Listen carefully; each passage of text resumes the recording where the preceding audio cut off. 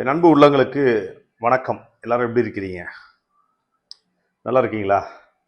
இன்னைக்கு ஒரு செய்தி.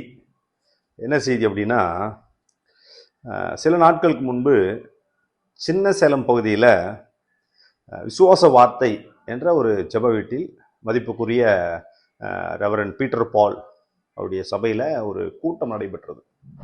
அந்த கிறிஸ்மஸ் கூட்டத்திற்கு சிறப்பு விருந்தினர்களாக முன்னாள் நடிகர் ரமேஷ் கண்ணா அவர்கள் அந்த கூட்டத்திற்கு வந்திருந்தார். அவருடைய சாட்சியை பகிர்ந்து கொள்வதற்காக வந்திருந்தார். அதே போல அவரும் சாட்சியை பகிர்ந்து கொண்டார்கள். திடீரென்று இந்த செய்தி பல சமூக வலைதளங்களிலும் யூடியூப் சேனலிலும் பரவி கொண்டிருக்கிறது.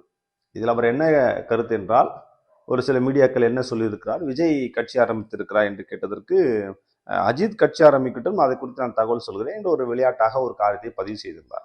ஆனால் அவருடைய வாழ்க்கையில் நடந்த, அவர் தனிப்பட்ட வாழ்க்கையில் நடந்த ஒரு சாட்சி, லைஃப்ல நடக்கக்கூடிய ஒரு விஷயத்தை அந்த சபையில் அவர் பகிர்ந்து கொண்டிருக்கும் பொழுது, அங்கே வரக்கூடிய ஒரு சில பத்திரிகையாளர்கள் அதை வீடியோ எடுத்து அவர் ஒரு சில மீடியா என்ன நியூஸ் அப்படின்னா, ஒரு யூடியூப் சேனலில் போட்டிருக்கிறாங்க.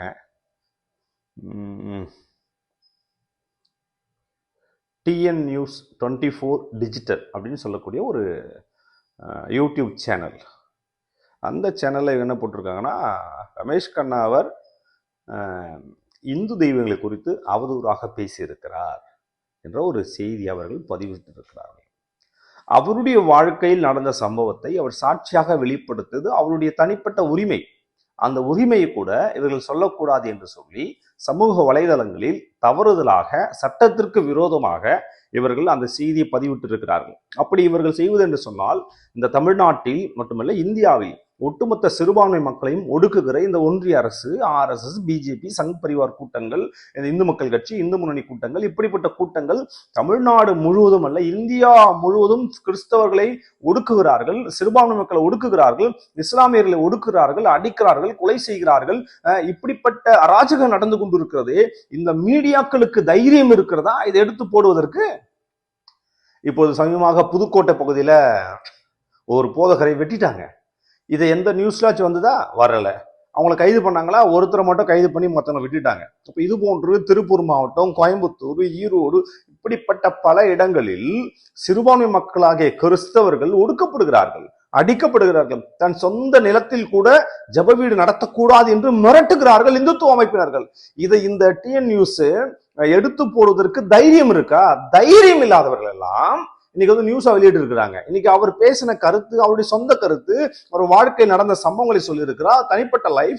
அதை எடுத்து நீ நியூஸா போட்டு ஒரு விளம்பரத்திற்காக, அரசியல் லாபத்திற்காக, பணம் சம்பாதிக்க வேண்டும் என்ற நோக்கத்திற்காக செய்வது எந்த விதத்தில் நியாயம்? இதை நாங்கள் வன்மையாக கண்டிக்கிறோம்.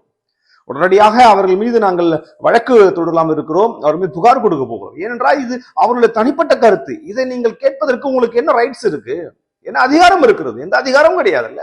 உங்கள் வாழ்க்கையில் நீங்கள் தமிழ்நாட்டில் நடக்கக்கூடிய அநியாயங்கள் இல்லையா? எத்தனை அநியாயங்கள் நடக்கிறது, எத்தனை அக்கிரமங்கள் நடக்கிறது, எத்தனை சபைகள் மூடி கிடக்கிறது, எத்தனை இஸ்லாமியர் கொலை மூடி கிடக்கிறது, இஸ்லாமியர்களை கொலை செய்வதும், கிறிஸ்தவர்களை அடித்து நாசம் செய்வதும், சிறுபான்மை மக்கள் வாழக்கூடாது என்று சொல்வதும், இந்த நாடு இந்தியாவை இந்து நாடாக மாற்றம் என்ற எண்ணத்தில் செயல்பட்டு கொண்டிருக்கிற இவர்களை உண்மையாக கண்டிக்கிறோம் அல்லவா?